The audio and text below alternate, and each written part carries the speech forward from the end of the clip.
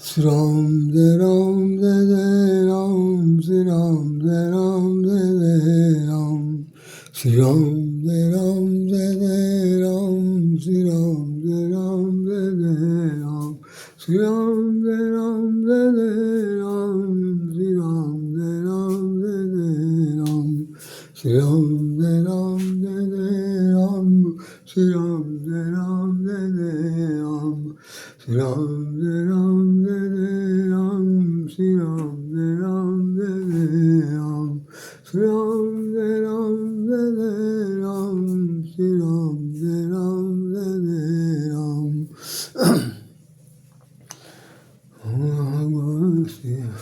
सीताराम सीताराम सीताराम कहिए, नहीं विधि रखे राम वही मेरी नहीं।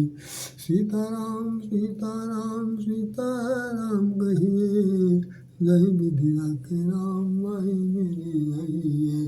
हरे राम राम राम हरे हरे, हरे कृष्णा कृष्णा कृष्णा हरे हरे, हरे राम राम राम हरे हरे, हरे कृष्णा कृष्णा कृष्णा हरे हरे, हरे कृष्णा कृष्णा कृष्णा हरे हरे, हरे राम राम राम हरे हरे, हरे राम राम हरे हरे, हरे कृष्णा कृष्णा कृष्णा हरे हरे, हरे राम राम हरे हरे, हरे कृष्णा कृष्णा कृष्णा हरे हरे, हरे कृष्णा कृष्णा हरे हरे, हरे राम राम हरे हरे, हरे कृष्णा कृष्णा हरे हरे,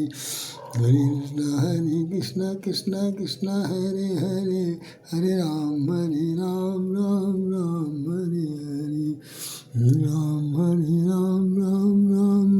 हरे, हरे कृष्णा कृष्णा हरे हरे। बोलिए श्री कृष्ण भगवान की जय। आइए, आज भी होली के संबंध में दो शब्द कहने की चेष्टा कर रहा हूँ।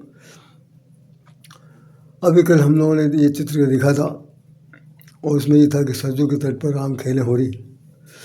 होली शब्द तो बहुत कम लिखा गया, जब गीत गाए जाते हैं तो उसमें होली ही ज़्यादातर लिखा है, होली। और सरजू के तट पर राम खेले होली, कुछ कहते हैं कुछ लोग नहीं कहते हैं। शास्त्रीय उपशास्त्रीय गायन का सदाबहार चित्र है, ऐसा इसमें लिखा है।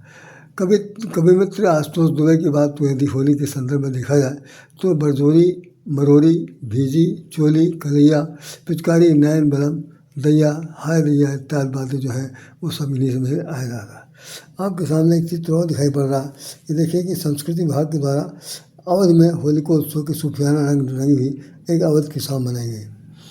बहुत सुंदर सा चित्र है ये, क्योंकि इसलिए हमने जानबूझ के लिखा है। इसमें लिखा हुआ है कि फगुनमा में रंग रच बरसे, फगुनमा में रंग रच बरसे।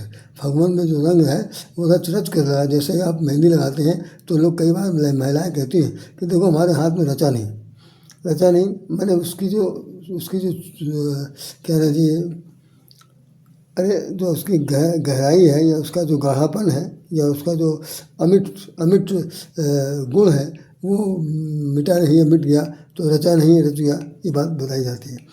तो इसमें देखिए और सब गीत गा रहे हैं, एक मंच पर ये सब लोग हैं। लोहिया पार्क में कार्यक्रम हुआ था, तो उसमें गाने वाले लोग भी हैं, नाचने वाले लोग भी हैं और हर तरह का गायन वादन हो रहा और फगुनवा में होली खेली जा रही है। आइए हम लोग दो शब्द इस पर चर्चा करते हैं। जय श्री राम, जय श्री कृष्ण, जय श्री राधे, जय भगवान राम लक्ष्मण जानकी जय बोलो हनुमान की। अवध की प्रांगण में और ब्रज गोकुल के प्रांगण में होली के जो समसामयिक उत्सव है उस पर हम लोग अभी तक चर्चा करते आए हैं। आज मुझे लगता है कि चौथा पाँचवा दिन है और होली का रंग चल रहा। ये इसी बार ऐसा हुआ है, नहीं तो मैं एक ही बार सिर्फ बोलता था, उसके बाद चाहे वो पहला दिन हो चाहे आखिरी दिन हो। लेकिन इस बार ये हुआ कि भाई वो जो उमंग तरंग चल रही है, चलिए हम इसके साथ हम भी अपने आप को जोड़ लें, क्योंकि ऐसी कोई व्यवस्था नहीं है कि अपने आप को उतना रंग बिरंगा बनाया जा सके। दूसरी बात जो बता रहा हूँ कि अब तक जो परंपरा निभाई जा रही है, जो परंपरा या रीति रिवाज जो निभाया जा रहा, ये अब फिलहाल विशेष रूप से कुछ वर्ग को लेकर छोड़कर, कुछ वर्ग को छोड़कर, जहाँ तक मेरा अनुमान कहता है, छोड़कर सभी लोग इसमें बहुत ज़्यादा इस रंग रच में कूद पड़े हैं। पहले मुझे व्यक्तिगत तौर पर विश्वास होता है कि पहले लोग मनाते जरूर थे, लेकिन जैसे कोई चीज़ धोई जा रही है, आ गया है त्यौहार, अब क्या किया जाए भाई, करना तो पड़ेगा ही, चाहे कहीं से लाए, मांग जांच के लाए, जैसे भी आए। बच्चों के भी कपड़े लत्ते सिलवाने हैं, उनके लिए भी कुछ करना धरना है। और देखो भाई, ऑफिस से कहीं किसी को बोनस नहीं मिला, किसी को बोनस मिला, किसी को कुछ हुआ, किसी को कुछ तनख्वाहें मिली, ऐसा कुछ तौर तरीके बने रहते थे, जिसमें कि सारे त्यौहार जो है कई बार रंग बड़े फीके पड़ जाते थे। वह मनाना है, एक दिक्कत दिमाग में रहती थी कि भाई मनाना है। वो घर की जो घरेतीन की जो थी महिलाएं थीं, गृह लक्ष्मियाँ थीं, वो भी अंदर से बहुत त्रस्त रहती थी कि भैया अभी आवत हुई हमारे प्रीतम, हमारे साजन, हमारे स्वामी, हमारे मालिक, घर के रखवाले, देखो कुछ लाएंगे तो थोड़ा बहुत काम चलेगा, नहीं तो बड़ा मुश्किल हो जाएगा। हमने होली का वो दौर भी देखा है जबकि सबके घरों में रवे की होली बनती थी, सबके घरों में ज़्यादातर 90% लोग घरों में रवे की गुजिया बनती थी। लेकिन 2 एक घर ऐसे होते थे जो उनमें खोए की गुजिया बनती थी। वो लोग बड़ा स्वाभिमान समझते थे कि भाई हमारे घर जो कोई आएगा उसको हम खोए की खिलाएंगे। तो उससे ये एक बात क्लियर हो जाती थी कि ये अमीर हैं, इनके यहाँ खोए की होली मिलेगी, होली की गुजिया दी जाएगी, बाकी लोग सब रवा खिलाएंगे। तो खोया उस वक्त भी महंगा था, खोया आज भी महंगा है, रवा उस वक्त भी जिस हाल में था उस तरह से आज भी है। तो महंगाई भी बढ़ी, समानता भी बढ़ी, असमानता भी बढ़ी, सोच भी बढ़ी, समझदारी बढ़ी, पैसे भी बढ़े, तनख्वाहें बढ़ी, सब कुछ हुआ। लेकिन परंपरा का जो निर्वहन है अब जो थोड़ा जोर पकड़ रहा है वो काफ़ी हद तक प्रशंसनीय है, सराहनीय भी है। आपको शायद याद होगा, एक हमारे कवि कह सकते हैं, गायक थे, गायक कम कवि कह सकते हैं, इनका बलेश्वर यादव, इनकी पूरी टोली थी। वैसे तो हीरालाल यादव थे, एक का नाम और था, हीरालाल यादव, उनकी एक जोड़ी थी, एक कमला श्रीवास्तव मिर्ज़ापुर की कजरी गाती थी, हीरालाल जी का नाम आता था। और ये आप जो भी हमने नाम लिया इनका, और अभी क्या नाम जिनका लिया गया, वो बलेश्वर यादव, ये लोग बहुत अच्छे गायक थे। मतलब गायन उस तरह का नहीं था जो आइडियल वाले गाने गाए जाते थे। आइडियल मीन्स जो ये प्रतियोगिताएँ होती हैं कि आइडियल के प्रतियोगिता में कोई सफल हो गया और बहुत उसमें जज बैठे, जज ने कुछ नहीं, जो उनको आता है, जिस धुन में आता है, जो राग लगते हैं, जो गला काम करता है, उस तरह से गाते जाते थे और बड़ी ज़बरदस्त टोली बना रखी थी।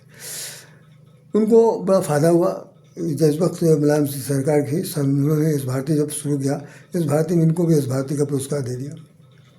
और जहाँ संक्षेप में 2 शब्द मैं कह दूँ कि इस भारती यदि समाजवादी पार्टी और ज़्यादा दिन तक रह जाती, ये 14 के बाद तो खैर नहीं रह जाती, तो निश्चित रूप से मतलब 17 में ये आए हैं योगी जी, रह जाती तो निश्चित रूप से समझिए कि सांस्कृतिक सेहत परिषद का बहुत सा भाग तो निश्चित रूप से कंगाल हो जाता।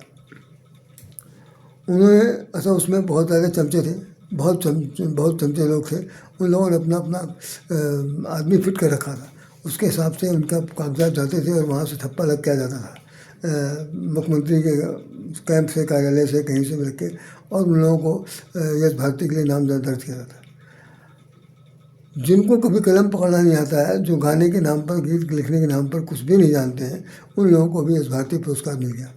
हम कोई रोना नहीं रो रहे, हम फागुन की बात कर रहे हैं। लेकिन एक साथ उन्होंने ये भी कह दिया था कि जो हमारी सरकार दोबारा अगर आ गई तो सबकी जितने भी साहित्यकार, कवि हैं, लेखक हैं, पत्रकार हैं, चित्रकार हैं, पत्रकार नहीं, जितने भी ये सांस्कृतिकता के साथ जुड़े लोग हैं, इन सबको हम 50,000 रुपया महीना पेंशन देंगे। हम तो सुन के बहुत हैरान हो गए कि 50,000 रुपया घर बैठे सिर्फ गाना गाने का, कोई काम नहीं, कोई मतलब नहीं, कुछ नहीं। और जो उनकी जो बहुत से IAS थे, IASों की भी एक एसोसिएशन थी महिलाओं की, उन लोगों में से तमाम सारी महिलाओं को समाज सेविका के नाम पर बहुत रुपया मिल गया यश भारती मिल गया। और वो एक नाम है, नाम नहीं लूँगा मैं, वो सांस्कृतिक सचिव रहे हैं, अभी भी हैं शायद। तो उनकी पत्नी जो है उनको गज़ल गाती हैं, दोनों लोग गज़ल गाते हैं। आए भाई आए, मंच पर बैठ गए और देखा कि बच्चों की IAS है, IAS सचिव हैं, तो भाई उनको भी सम्मान मिला, उनकी पत्नी को मिला।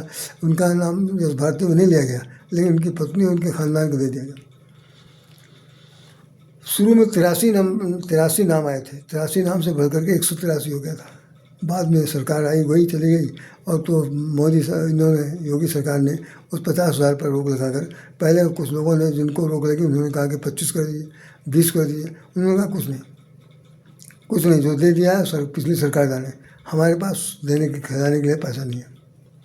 अच्छा किया, बहुत भला किया, कम से कम इस बात पर उन्होंने, जो अनाप शराब मामला था, अनियंत्रित मामला था उसका, तो भावना ये हमारी बिल्कुल नहीं है कि किसी को मिले किसी को ना मिले, मिलना सबको चाहिए। जैसे जैसे जो लोग जिस क्षेत्र में काम कर रहे हैं, सक्रिय काम कर रहे हैं, योगदान दे रहे हैं, अपनी पूरी ज़िंदगी लगा रखी है, तो उन लोगों तो भाई उनका मूल्यांकन तो होना ही चाहिए, उसके लिए कहा। लेकिन इसमें बहुत से छुटभइये जो दुम पकड़े रहते हैं, उनको फ़ायदा ज़्यादा हो जाता। दद्दा दद्दा दद्दा दद्दा दद्दा, पैर कहाँ लाओ, पैर छू ले, लाओ उस पैर बाद सिर पर रख ली। तो उनके ऊपर दद्दा जी इतना मेहरबान रहते थे कि उनके अपने कदम से उनके नाम को रिकमेंडेशन भेज देते थे। पता था हिंदी संस्थान में 100 बार चक्कर मार रहे हैं और कुछ नहीं आता। मैं चुनौती से कहता हूँ, कुछ नहीं आता इस बार। पता नहीं कहाँ से फर्जी डॉक्टर बन गए, जब नाम के साथ डॉक्टर लिखा जाने लगा। उन लोगों के नाम पढ़ करके मैं तो बहुत हैरान हो जाता था कि यार ये आदमी कमाल है। चलो खैर कोई बात नहीं, इन बातों को हम छोड़ दे रहे हैं। तो हमारे जो बलेश्वर यादव हैं, वो जो गीत गाते थे, तो उनके गीत का पहला स्वर क्या था? र र र र र राई राई राई राई राई राई राई राई राई राई राई राई राई राई राई राई, ये शुरुआत का ये धुन है। ये राई राई पर चलता है। जैसे बहुत से लोग जब गाने गाते हैं, ना ना ना ना ना ना ना ना ना ना ना, अब ना से शुरू हो गया, वो रा से शुरू हो गया, कोई अपनी ही धुन की गाता था। तो ये संगीत अलापने वालों की ये चर्चा है, जिसमें आरोह अवरोह को लेकर के करते हैं, उसी हिसाब से ताल ठोके जाते हैं। उन्होंने होली में बहुत सारे गीत गाए। उनके साथ की जो टोली महिलाओं की थी, वो सब लोग गाती थी। तो एक गाना था जो मैं आपको बता रहा हूँ, ये फागुन वाली बात है। फगुनमा में गाने की शुरुआत ही फगुनमा में रंग रच बरसे, ये उन्हीं का ही जो है, इसमें हेडिंग लगाई, फगुनमा में रंग रच रस बरसे। रंग जो बरस रहा है वो ऐसा बरस रहा है कि सबके शरीर पर रुच रहा, ऐसा रच रहा है जो फिर छूटेगा नहीं। रच रच बरसे, ये उनका भजन गाना है, मैं कन्फर्म के साथ मैं कह सकता हूँ। तो वो एक गाने के साथ कहते थे,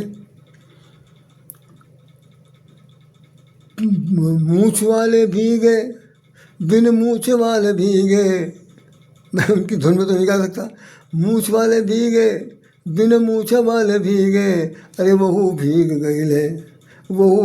गईले जो 80 बरस के फगुनवा में रंग बरसे, रच रच बरसे फगुनवा में रंग बरसे, रच रच बरसे। अब गा रहे हैं। तो वो कह रहे हैं कि जिनके पास मूछें थी, वो मूछों पर ताव मारते थे, वो भी भाई फागुन के महीने में जो नशा चढ़ा तो उसमें वो भी भीग गए। मूछें हटते रह गए, भिगोने वाले भीग के चले गए। उसके बाद उनकी बारी आई। जैसे हम लोग क्लीन सेफ है भाई, घुटाए हुए हैं, अब कोई मोछों तो मारने का कोई तरीका तो है नहीं, आल बाल तो है नहीं हटा जाए। हम यार इसी वक्त याद दिला दिया, अचानक मुझे याद आ गया कि मैं जब सबसे पहले अपनी सर्विस में गया सेहत निगम में, तो हमारी पोस्टिंग BC1 में हुई, ऐशबाग में उसका इकाई थी, उसमें हुई थी। तो उसमें एक सज्जन थे, वहाँ पर काम करते थे, तो वो मोछे रखे हुए थे, बड़ी ऐठी हुई मोछे होती थी इसी तरह। और मैं उनके सामने बिल्कुल यंग था, मोछे तो नहीं बल्कि बाकायदा जैसे बनती थी मोछे उस बहुत बना रखा। तो एक सज्जन उनके पास आया, उन्होंने उनसे पूछा, वो कैशियर का काम करते थे, पूछा कि भाई बहुत दिलचस्प बता रहा हूँ। तो उन्होंने कहा कि भाई आपकी अपनी मोछे इतनी जो ऐठे हुए हैं, इतनी जो बिल्कुल ऐठी हुई है, बिल्कुल इधर से उधर हिल डुल नहीं रही है, क्या है क्या लगाते हैं? तो वो कहने लगे तुम लगा नहीं पाओगे। हमारी कान जो थे चौके, क्योंकि मैं वहीं बैठा था, तो मैंने कहा लगा नहीं पाएंगे, तो ये कौन सा कोई खास बात होगी? तो उन्होंने कहा 1 किलो मक्खन हम इसमें सुबह शाम दोपहर इसमें लगाते हैं, ऐंठते हैं। अब वो मजाक कर रहा, क्योंकि 1 किलो मक्खन इतने बड़े हिस्से में नहीं लगाया जा सकता। बिल्कुल कड़वा सच है। 1 किलो मक्खन बहुत हुआ, बहुत हुआ। और मूछे की लंबाई चौड़ाई गिन लीजिए, यहाँ से यहाँ तक का कोई ज़्यादा नहीं। तो उसमें वो कहता था कि मैं मक्खन 1 किलो लगाता हूँ, उसमें ऐंठता हूँ। तो उसमें ऐंठते तो ये ऐंठी हुई रहती है। तो मैंने उनसे ज़रा मजाक तो क्या करना चाहिए, वो मेरे से थोड़े से बड़े थे, मजाक तो नहीं कर सकता था। लेकिन मैंने उनसे कहा कि ऐंठने से फ़ायदा क्या आपको, ऐंठने से आपको फ़ायदा क्या है? कहने लगे आपको पूछ करके जानने से फ़ायदा क्या। तो मैं तो बेचुप हो गया कि मैं तो उनसे उत्सुकता में पूछ रहा हूँ। उन्होंने मुझे पलट कर जवाब दिया कि आपको इस बात को पूछने से, उत्तर पाने से क्या फ़ायदा। अरे आप छोड़िए, आप एक सज्जन आदमी हैं, महापुरुष हैं, आपसे मैं मजाक नहीं कर सकता। और फिर निश्चित रूप से ये जो पूछ रहे हैं, इसलिए इनको हमने जवाब दे दिया कि हम लोग 1 किलो मक्खन लगाते हैं। तो वो मक्खन लगाना व्यंग था। मक्खन किस में लगाते हैं? उन लोग मक्खन लगाते हैं जिनसे उनका काम निकलता है। तो मूँछों पर ताव मार के जाते थे, जिनसे बातचीत कर जाते थे। तो ये उसने कहा कि मूँछ वाले भीगे, बिन मूँछ वाले भीगे, और वह भीग गए जो 80 बरस के, जो 80 साल के हो चुके हैं, 90 की तरफ जा रहे हैं। और 90 के बाद 100 पर जाएंगे कि नहीं जाएंगे कोई पता नहीं। लेकिन उसने कहा कि 80 साल के बुढ़वा लोग जो हैं, हाँ एक बात और है कि ये एक देहाती मसल है, कुछ जनता जनार्दन की तरफ से बात कही जाती है कि वो लोग बताते हैं कि जो बाबा लोग होते हैं, है तो मैं नहीं कन्फर्म नहीं हूँ, हम कन्फर्म बिल्कुल नहीं है, लेकिन ऐसा सुनने में आता है, कहते हैं कुछ लोग बाग, और बहुत ही सीरियसली कहते हैं कि इस त्यौहार में चूँकि सब औरतें आदमी जो हैं एक दूसरे से अपना लिहाज शर्म जो कुछ भी हो लेके चलते हैं, या जैसे चाहे भीगे तेरी चुनरिया चाहे भीगे रे चोली। अब चुनरिया तक तो सीमित है भाई, कपड़ा ओढ़े में। अब चोली जो है, जिसके अंदर आपका सीने का वो भाग ढका हुआ है, जिसको जो उभरा हुआ है, जिसको नाम हम लोग बहुत विशुद्ध हिंदी में मर्यादा के अंदर उसको पै कलश कहते हैं। दूध से भरा हुआ कलश। लेकिन अब उस दूसरे शब्दों में क्या, स्तनपान। तो चोली उसी के ऊपर पहनी गई है। तो कह रहा है कि चाहे चुनरी भीगे चाहे चोली भीगे, चाहे भीगे तेरी चुनरिया चाहे भीगे तेरे चोली, हम तो खेलेंगे होली खेलेंगे हम होली। ये गाना फिल्मी गाना राजेश खन्ना और वो आशा पारेख के बीच में गाया गया, जो भी हो। और फिल्मों में तो इतनी फिल्में बनी हैं होली के गीत के संबंध में कि जिसमें अमिताभ बच्चन जो है वो आज की दुनिया में इस युग के लिए इस सदी के तो नायक ही हैं। साथ साथ उनके न रहने के बाद वो गाना और उनका ये राग अमृत को प्राप्त हुआ। ऐसा हीरो फिलहाल अब तो नहीं आने वाला, जो उन्होंने करके दिखा दिया सब कुछ कर पाया। शुरुआती दौर में तो बहुत अच्छे केसेस नहीं आते थे, लेकिन बाद में उनकी जो मेचोरिटी थी वो ऐसी रंग लाई कि अच्छों की हवा उड़ा दिया।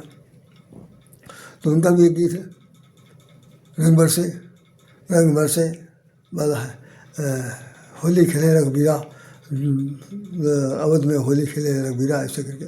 तो फिल्मी दुनिया में बहुत गाने गाए गए। तो इसने कहा कि भाई ये तो 80 बरस की जो सज्जन है वो भी होली खेलते हैं।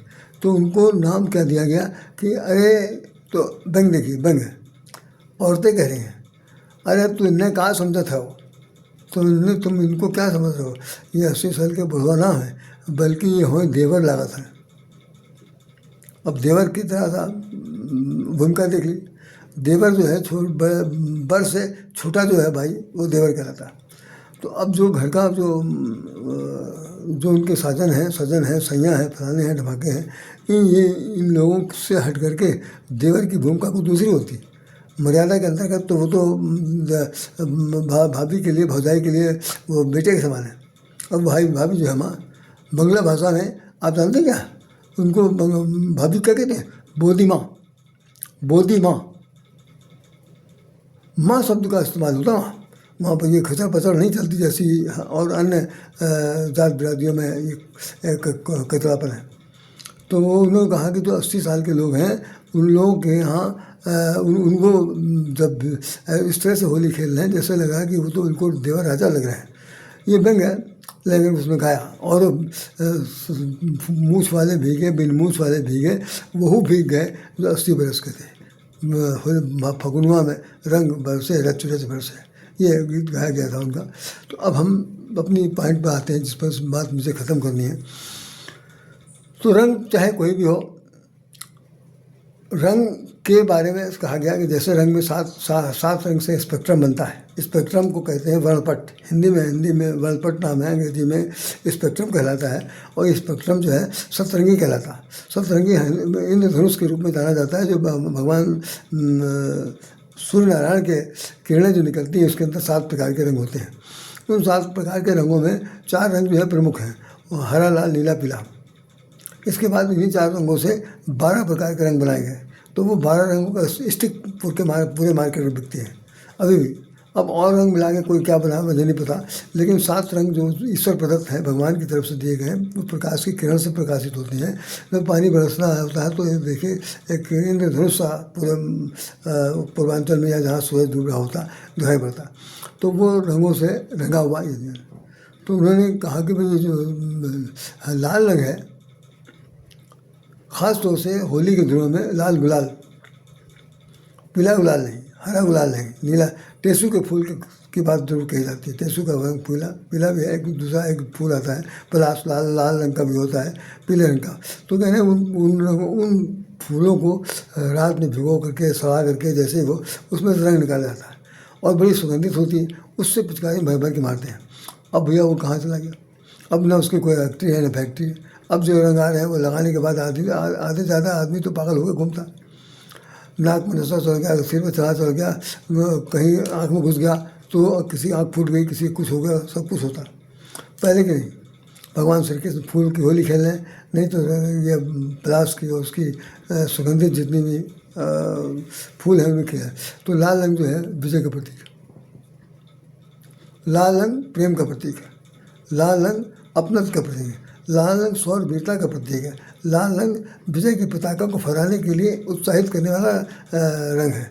तो इसीलिए लाल रंग का जब बनता है तो सबसे पहले मस्तक पर शिरोमणि होता है, उसका स्थान और कहीं नहीं है। बाकी जैसा आप अंदर चंदन देखेंगे जो संत महात्मा लगाते हैं, यहाँ भी 111, यहाँ भी 111, यहाँ भी 111, यहाँ भी 111, पेट में भी 111।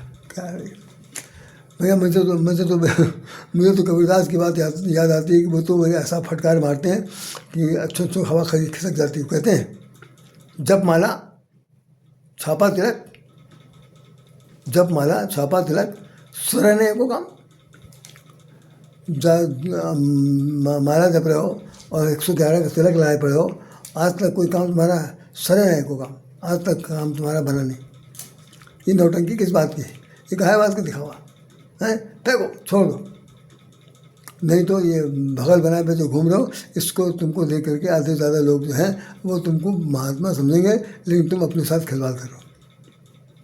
तो पद लिखा है अपने कबीरदास में कि जब माला छापा तिलक सरे नाय को काम।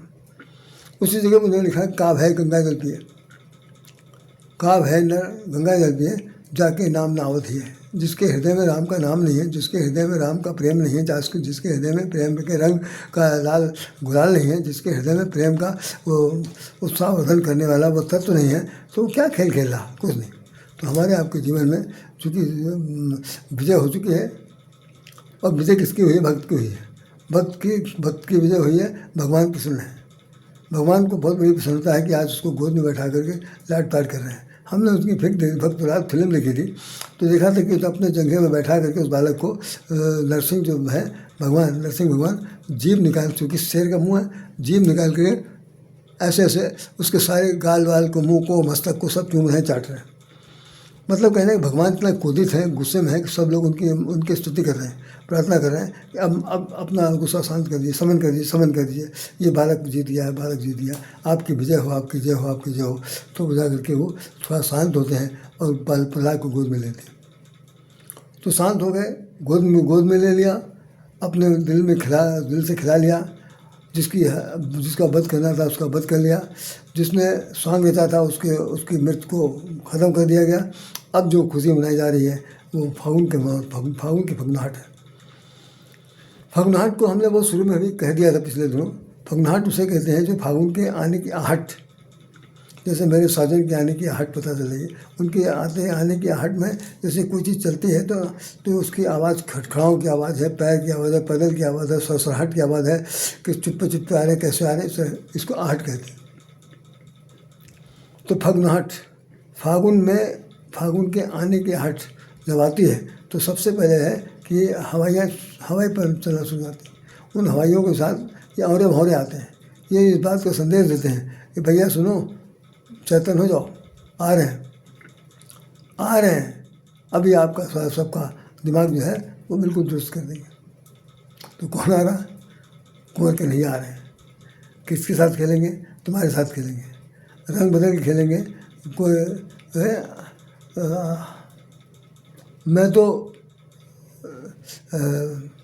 एक गाना आता, मुझे नहीं याद आ रहा, मैं तो नार बनाऊंगी, ऐसे गोपिकाएँ कहती हैं कि आ भर जाएँ।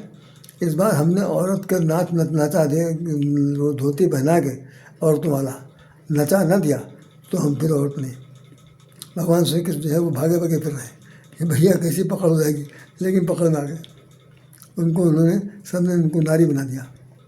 तो भगवान भी कम नहीं है, नारी बन जाने के बाद ऐसे नारी बना गया कि नारियाँ सब भाग खड़ी हुई। उन्होंने कहा ये तो बड़ा भाग्यशाली मिल गया, हम तो इसको भोला समझ रहे थे। तो भोला वाला न समझिए, रंग है रस बरसे, जो रंग है वो रुच रुच करके बरस रहा, तो वही रुच रुच बरसना चाहिए हमारे आपके जीवन में, और ऐसा रंग जो कभी न छूटे, कभी नहीं छूटे। फागुन का ये फगुनाहट, फागुन का आने की हट जीवन पर्यंत, भाई साहब मैं अब चलते चलते कह दे रहा हूँ, जीवन पर्यंत उसके आने की हट बनी रहे। और फगुनाहट की जो मादकता है, ये आपके भावनाओं में, आपके व्यवहार में, हंसी में, मजाक में, प्यार में, मोहब्बत में, व्यवहार के साथ साथ मर्यादा में, सब में झलके। समझ लीजिए आपसे बड़ा पर समझदार योग कोई नहीं। क्योंकि देखिए 12 महीने होते हैं हिंदी रीत में और 12 महीने होते हैं अंग्रेजी रीत में। तो ये फागुन के बाद तुरंत चैत आता, चैत मास आएगा। तो एक फिल्म आई थी फागुन, हमने उसको देखी थी ब्लैक एंड वाइट। फागुन में जो स्त्री थी उसका नाम था चैता। तो चैता का के साथ जो व्यवहार दिखाया गया था वो बहुत काबिल तारीफ था। मुझे वो पुराना समय का याद नहीं है, लेकिन फागुन की पिक्चर आई थी, बहुत सुंदर थी। अब तो दिखाया नहीं जाता, कहीं कभी किसी को देखने को मिल जाए देख लीजिएगा। तो इन शब्दों के साथ राधे श्याम राधे आपको हृदय से नमन करता है। और ये रंग सब पर रंगे, सब पर रचे, क्योंकि 2-3 दिन बचा है, इसके बाद रंगना बड़ा मुश्किल है। हमने तो आपको बता दिया 12 महीने के लिए, लेकिन 12 महीने में नहीं, 2-4 साल, 2-4 महीना चल जाए वही बहुत है। ठीक है, जय श्री कृष्ण, जय श्री राधे। अब वही मैं गा दूँ कि भाई होली खेले रघुबीरा अवध में, होली खेले रघुबीरा, कह हाथे कलिक पिचकारी, कह हाथे अबीरा, अवध में होली खेले रघुबीरा।